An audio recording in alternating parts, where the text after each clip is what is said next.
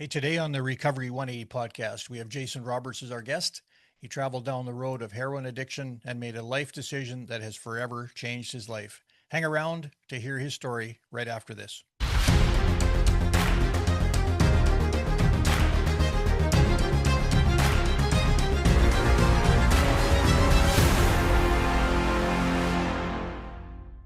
Hey, we got a great guest today. We got Jason Roberts. Your official title, I guess, is Executive Director at the Wagner Hills Farm Society. And that's a men's recovery center or farm, I guess, in the Langley, BC area. And so, what's that Executive Director title carry for you?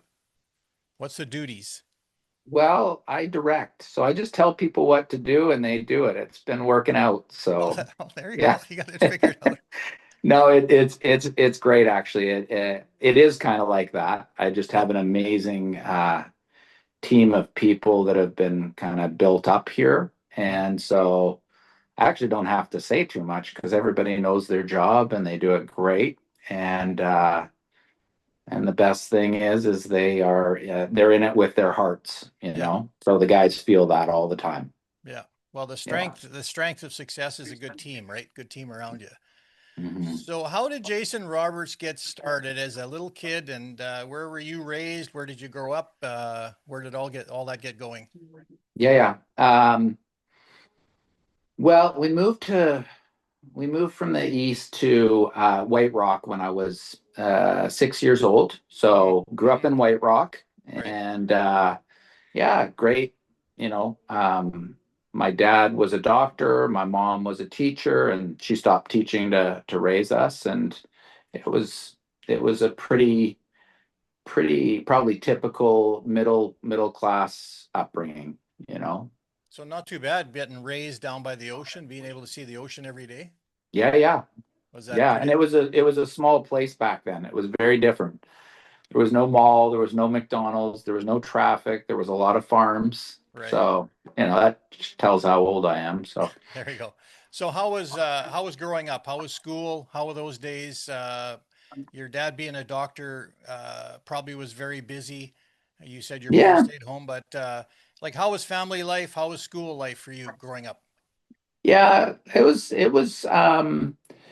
you know, probably school was a challenge. And I probably thought I wasn't that bright a lot of the time. Mm, Um, just learning disabilities that, we understand a lot more of now. mhm, So I mhm, couldn't concentrate at times. I couldn't absorb stuff, and I couldn't understand certain concepts. mm, Um, but in other areas, I did well, and yeah, my parents tried with me as much as they could. I was probably quite a handful, mhm, and yeah, there was stuff going on at home. So even though it was a decent family, and there was uh, no actual abuse in the home, there was messiness, and there was stuff going on behind the scenes mhm, that mhm.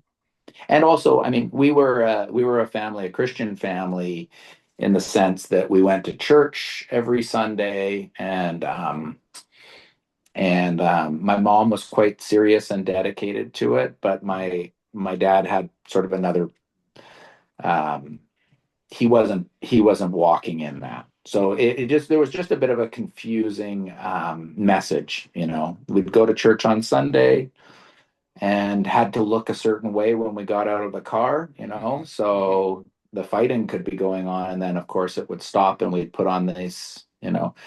And as kids, my sister and I, yeah, we just got used to that. Mm. So the whole thing sort of in my mind, the whole thing was kind of a sham. Mhm. So did you Mhm. feel that growing up that there was more added pressure on you because your dad was a doctor in the community, everybody knew him? Would that add extra pressure to you, you felt as you're growing up? Yeah, yeah, it did. There was a lot of ways that the family had to look, um, and and I want to.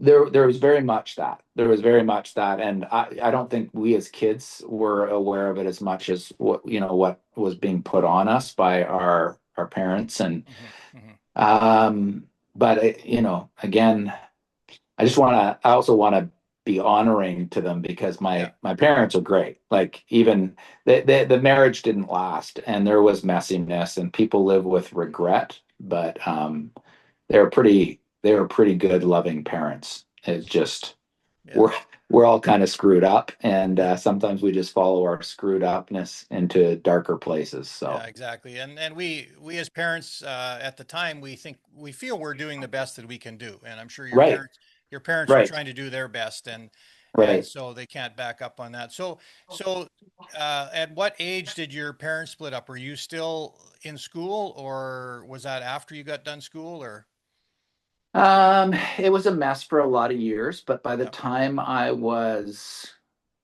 um, by the time I was 13, I was in boarding school because I was going down kind of a rough path. That's how they figured they could contain me. Mm-hmm. And I came home from boarding school probably in my first year there. Yeah, it would have been um, that would have been grade 9 actually that I came home and they just let me know that yeah they're moving Mm. towards divorce. So boarding school, what was that like for you then? Was that a positive thing for you or a negative thing? Yeah, it was great. I mean, it was good for me. I was I was I was messy and I was angry and I was rebellious and so I was going down a path that I was going down anyways. Hmm. This is what I think. Yeah. And so it was probably actually good because it contained me a bit and it got me through high school. And it was Mm-hmm. a really, really great school. Probably the negatives is that you can always find the kids that are going the same way as you. Right. So there's a Yeah. whole bunch of us who were actually sent there because we were the same kind of trouble. So we found each other and now we're living together and we're Yeah. coming from different parts of the world and bringing in whatever we were bringing in. So the drug use started pretty well back then. Mm. Yeah, Yeah. and you bring all that trouble together and it just creates more trouble and even wiser trouble, right? You know, Yeah. they say that people go to jail and often learn to be a better criminal by being in jail. Yeah. So yeah, so you made it through high school. The drug use was starting then. Yeah. How bad was it in your high school years or as you were going out? Yeah, not bad. Not bad in my high school years. I mean, it was something that I just wanted all the time and I did kind of need it for dealing with insecurity and my low self-esteem. So, Hmm. needed to find stuff for whatever we were doing on weekends or parties. But yeah, it really didn't get out of control until well after high school. Mm. Yeah. So do you feel that you grew up and maybe were lacking some affirmation from your dad or from your parents that maybe didn't give you the strength to move forward, or you did you feel that you got that at home? No, I didn't get that at home. Mm, And I mean it, they said them the things that parents should say, but we weren't really living in it. It hmm. didn't feel secure. And I mean it's so deep for kids. Like you Yeah. don't understand why, but I mean you look back on it and you're like, okay, this was going on, this stuff was going on behind the scenes, Hmm. and then really choosing to leave, my dad choosing to leave our family, that's a tough one for any kid because you're yeah you're not being chosen Hmm. and Hmm. Hmm. yeah and there's some deeper stuff in there too that I'm hesitant to share here. Yeah. Yeah, that's fine. Yeah. I'm happy to share it. I share it in person, I share it sometimes from the stage, Yeah. but there was some real breaking that Hmm. happened in me when I would have been 12 years old, Hmm. Hmm. and betrayal and abandonment that really led to that deep insecurity and not feeling like I'm worth anything. Right. So when you got I'm out not on your worth it. when you got out on your own then were you thinking, all right, I'm going to make this work. I'm going to move forward and I don't need anybody, but I'm going to make this work for me. No, no, I wasn't thinking that. I was thinking um, the environment I grew up in was loving, but there was also a lot of control. Hmm. And there was a lot of stuff that I saw having to go to church. And I just thought when I'm done high school and I'm done, I feel like I separated from my family probably when I was 12 years old and got broken. Then I got into boarding school Hmm. and I just really separated from them back then. When I came through, when I was done with high school at my school, I just was like, I'm gonna go and do everything that I've wanted to, everything that was freedom in my mind. And that included, I mean, it's not very creative. It's the usual. It's the sex, drugs, and rock and roll. Yeah. And Yeah. that's what I pursued. Yeah. And how bad did that get? Yeah, it got bad, but it took a while, you Hmm. know.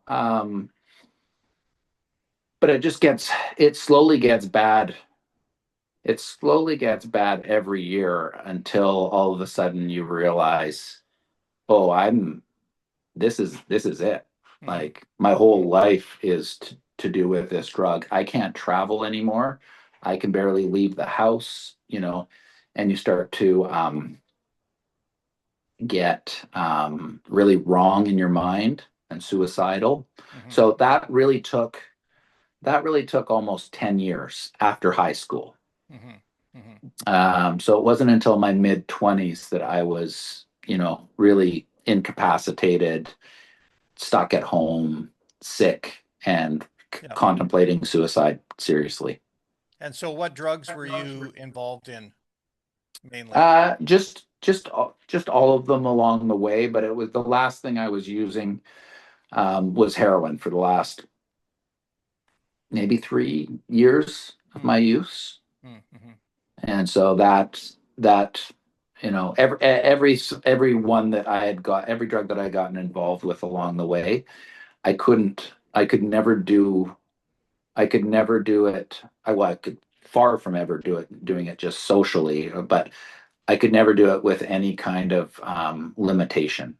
Mm, So I mhm, would just go um, far too long, mhm. and yeah, I, I don't I don't love I don't love to tell the stories, but this just gives an idea. It's like I would Yeah. party with friends. They would go and take a couple of days off. They'd come back. I'd still be going from Mhm, then mhm, mhm, and just keep going with them. So just way too many days. And then of course there's sleep deprivation and psychosis and mhm, crazy stuff happening in my head. So I could never be in control of it. mhm, mhm. So you said that you had some thoughts off and on in your mind that you needed to do something. You needed to make some changes. Like, so what was the crossroad? What did you come to that all of a sudden you realized that, okay, finally I'm going to do something about this? Yeah, well, for the last couple of years, I could see like I'm gonna have to get out of this. Hmm. And I remember saying something to my best friend. I'm like, hey, if we need to check into, and I was thinking the psych ward or, and he looked at me very strangely because he had obviously been contemplating something too. Hmm. Um, Hmm. and within a short time from then, he actually took his life. Oh, well. Um, and then um, for that last year, I had started praying, and I had just started, and I don't know how many, like when you look back on it, everything's so messy and kind of cloudy, but I don't know if it was 6 months or 8 months. There was a number of months where I was praying, God, kill me or get me out of this. Hmm. Let me die, you Hmm. know. And Hmm. and I was using too much, and I was I was using all kinds of stuff because I had access to stuff. I was using all kinds of stuff that I didn't even know what it was, what it would do. I just knew that I couldn't be in my head. So I couldn't be at all sober. So I would just take stuff. Mm. So So, it's interesting that you would all of a sudden decide to start praying. So maybe a little bit of that foundation of growing up, something stuck with you that maybe there is an option to pray. well, I think a lot of it stuck with me. I mean, Mhm. I think that's an encouragement to parents, like raise your kid in the Lord in the way that they should go and they won't depart from it. And Mhm. the departing from it, I feel like even though I physically departed from it, Mhm. I was always under some kind of covering. There Mhm. was always the prayers of my mom and my grandma, Yeah. and the love of my whole family, but really the prayers, I knew he was chasing me. Mhm. I just didn't have any idea of him being good or his character or a plan for my life that meant freedom instead of rules. Mhm. So Yeah, so when did you check in or when did you go into recovery? How did that start? yeah. It was in the late '90s, and I was in my mid 20s, and I had been praying for that. I'd been praying that prayer for a while, and my mom, who was always praying for me, Mhm. um, she just somehow, well, I know how she knew. She heard from the Lord that she needed to come and talk to me and say she had found this place called Wagner Hills, and that was that. So she came and said, "Hey, there's this place you can go for help." And I mean, that was her obedience because she Mhm. was like, she did not think I would, you know, she didn't even want to come to the place where I was, there. So she came and told me about it, and I said, yeah, okay. Because Hmm. it would have been one of those times where I woke up and just said, God, kill me or get me out of this, You anything, you were yeah, you were ready. Yeah, Yeah. yeah, yeah. And so did she load you up or how did you get down there or what was that like when you stepped on the grounds of Wagner Hills for the first time? Yeah, well, I mean, that was, almost 30 years ago. So it was a very different place and a different system than it is now, but it was still, uh, a real special place and a lot of love. Hmm. But I had to just come out every day, and they wanted to see if I was serious. Oh, okay. And of course, it used to only serve, pretty local to here. So that was it. I was getting a drive in every day and picked up at the end of the day and coming back. Hmm. And for Hmm. the first day, I think they just let me sleep on a couch because I was pretty sick. Hmm. By the second day, they gave me a job in the greenhouse. And I was sick, but I was also able to start. I was able to start.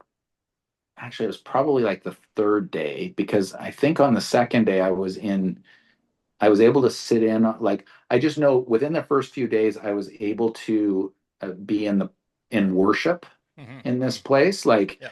so really that's, for anyone who doesn't know, I mean, we're singing songs that are really positive about who God is and how he sees us in our life. And I'd been sitting in church having to do that all my life. And Yeah. now all of a sudden here I am pretty dazed but something's happening Hmm. Hmm. in the time of that music and in that worship.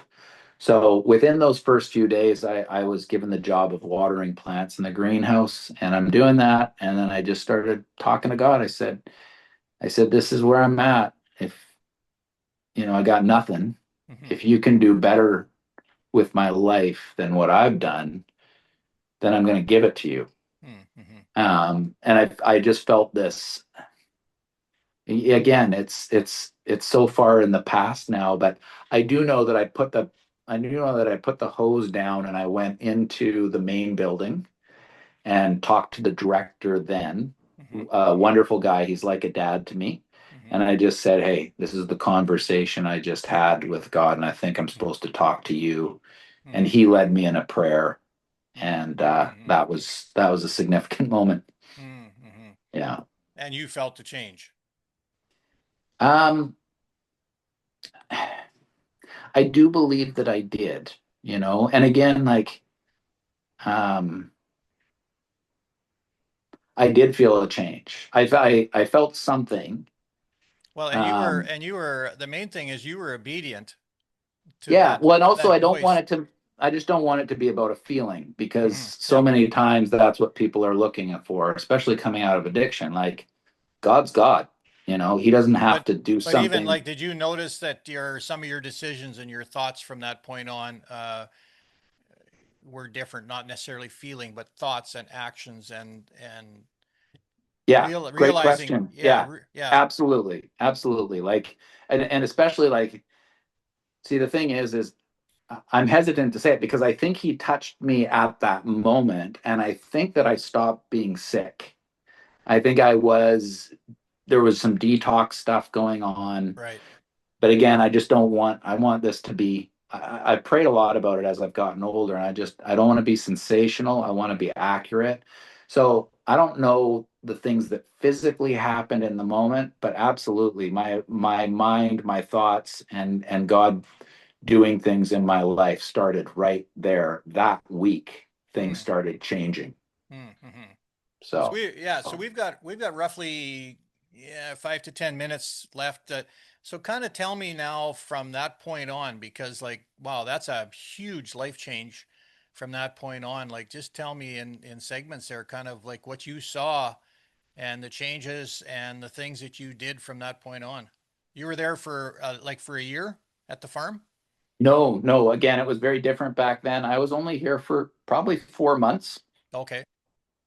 But I mean, the worship, again, that was really significant. We had that a lot, and that did a lot of change on me. I mean, I was deeply angry and I was deeply angry and rebellious. And so I find for people like me, when you're standing or sitting and you're singing and you're worshiping the Lord and someone's not preaching at you or telling you something, there was just much more of an openness to let him in and start changing my life and softening my heart so I could hear from others. Right, right. So that was a powerful thing that happened in the first 4 months here, and then yeah, God, it's wild. He actually I felt like he was asking me to apply to a place outside of here because that was the next step on my journey. So I went from here and I started working at a camp down in the States. But even that they accepted me, actually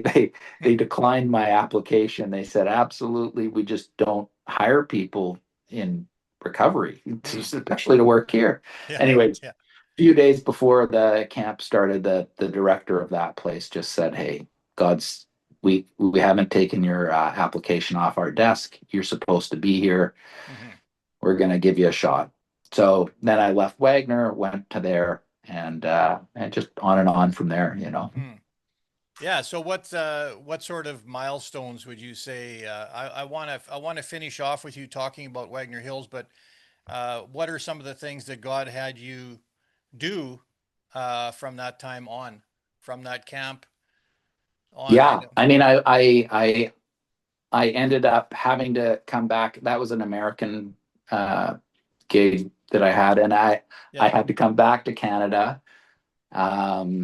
And the Lord just lined it up that I ended up meeting with the pastor of a church who asked me to start volunteering. I did, and then they ended up hiring me on and investing me in education and giving me more responsibility and training in different parts of the world. I worked in Hong Kong, and then my wife, I got married a number of years into being clean and sober, Hmm. and I don't know, 5, 6 years in, and we moved to Russia and directed a rehab center there. Wow. Then we moved back to Canada, did a bunch of stuff at the church I was working for, which is a great church, but was able to develop curriculum, wrote some stuff that different places are still using, and started a was part of starting Recovery Church, which is a really cool ministry that continues, and then yeah, ended up over here at Wagner Hills directing Hmm. this place. Hmm. So So what have you what's your passion at Wagner Hills right now? Like, I really want you to plug the farm and the history maybe How many years has Wagner Hills been going? I mean, you've been a vital part of that because you've been on staff now for how many years? Um, I think 15, but I mean, I was a board member before I came on staff. So yeah, I've been involved for maybe probably almost 20 years. So you've seen a Yeah. lot of change. It started, what was it, 40 years ago? Yeah. 45 years ago. Yeah. Started in 1981. Yeah. And so I can just say like I'm the second wave of leadership here at the farm. So Helmet Wes Wagner donated the property and was involved with, helping out and building stuff up here, but Helmet was the one running it. Hmm. And then, yeah, again, like he was like a father to me, but we had quite a good succession from him to me Hmm. Hmm. because that doesn't always work out that well, but we really worked well together, even though we're very different. Hmm. Hmm. And the vision God gave me in the handing over was it would go from a hidden gem to a diamond. And so I really think that's what we see now is the places and really that picture of a diamond was that it would be well placed to catch the light and shine in this work. Hmm. And the warning that came with that was that that Jesus would get the glory. God would Hmm. get the glory for this because yeah, he's at the center of it and he's the one who does it. And that's the key to Wagner Hills is that it's a faith-based recovery center, and God is the center of all of what you guys do there, right? Yeah, Yeah, yeah, but yeah, it's a working farm, so everybody that's there, residents there, are working at something, whether it's landscaping or in the greenhouse or yeah, whatever. But yet you have counselors, you have staff there you have chefs. I mean, the yeah. food is great. I've been out there. Yeah, Um, it's a miraculous work. It yeah. really is. And we're doing it at probably the highest level that you can get in Canada, maybe anywhere. And it's the guys like it's basically almost free for them Hmm. because it's all done through people who've gotten on board and donated and invested in this place because they're seeing so much good fruit come from the place. And Hmm. also, we lost funding and a lot of stuff just because we wouldn't go the current way of things. Hmm. We wouldn't move into dispensing certain drugs and like we Yeah. just felt strongly we weren't supposed to. So we should not have been able to keep running Yeah. but we haven't, but it was very good. It's taught us not to compromise around money. Right. So we Right. don't take gambling proceeds. We don't take, there's actually a bunch of money that we say no Hmm. to. And Hmm. often it's when we need it. Hmm. So, And you but just in the last year opened up a brand new residence, yes, and that will hold how many? that holds 50. 50. Yeah. Beautiful Yeah. place, and Yeah. a few other additions going on to Yeah, the park. things are growing here, and really, like Glenn, anyone's welcome to visit pretty Hmm. much any time. Um, and I'm pretty available. You can just phone the farm and get a hold of me, and I'd love Hmm. to show anyone around. Yeah, it's a great place. I'm out there a fair bit. Yeah, you are. So what would be your passion for yourself and for the farm? What do you see yourself and the farm and or moving forward? Like what excites you? What's deep down inside you that's stirring inside you? Well, there is an exciting thing happening right now, and it is some of us who are running it now. We can see the next generation of leaders to take over. Hmm. So really, a strong plan over the next decade to hand that over and like really kind of a roadmap of us stepping back, but staying involved in mentoring, but Right. having the younger ones run it. Hmm. And Hmm. that's absolutely huge because you're also getting the chance to walk alongside them and our I actually have a dinner coming up next week where we're bringing 5 couples together and some of the board and some of the people who have really invested in this place and we're going to pray for them and bless them. Hmm. Not that they're taking over now, but it's like they're almost sitting in for the people who will be running it in the future. And some of them will be running of it, and some of them will be sitting on the board, and some of them, so that's probably the really exciting thing Oh, that good. I feel like we're supposed to focus on now. And so I'll give you the last word. If you're going to challenge somebody that's either in recovery or considering recovery or whatever stage they're at in their addiction, like what words would you have to say to them today? What's on your heart? Well, it's kind of been the same thing for me the whole time. I learned this thing of getting up um, early in the morning and having that quiet time with Jesus. Mm-hmm. That's it. Mm-hmm. And to learn how to do that. Like that Mm-hmm. can sound like, well, what does that mean? Well, find out Yep. because Yep. because life is overwhelming and life is hard. And the thing is you clean up, you get clean, life gets bigger. Mm-hmm. It doesn't Mm-hmm. get smaller. Yep. Yep. Addiction makes our lives small. Mm-hmm. You're focused on one thing and it drives you. Well, now it's like kids and, responsibility and all of it. And it's like, it doesn't get easier. Mm-hmm. Mm-hmm. Yeah. So find a way to do it because I think he's the way to do it. I would be overwhelmed every day if I didn't take that quiet time in the morning. Mm-hmm. And he just turns it around. Well, God was a huge part of where you're at today, Mm, and it's example of the importance of having people behind you praying and having community, right? And so, yeah, great to hear your story, Jason. And I'm sure that I'll probably bump into you a few times as I yeah, pop I'll see out you there every soon, I'm once in a sure. while. Yeah, Yeah. but very encouraging. And I just really hope that this is something that's going to reach out to a number of people. And maybe as a result of this, there might be some new residents coming in the future that say, "Hey, we saw that interview on Yeah. Recovery Yeah. 180 I podcast." wouldn't be So surprised. I yeah, so wouldn't there be you go. surprised at all. These things So happen all the time. yeah, so thanks for taking time. Have a great rest of your week. And yeah, tomorrow's Friday. I might probably see you out there. Yeah. So, Yeah. I'll okay. be here. All right. Thank you. No Okay. worries. Talk to you later. Bye. Bye, Glenn.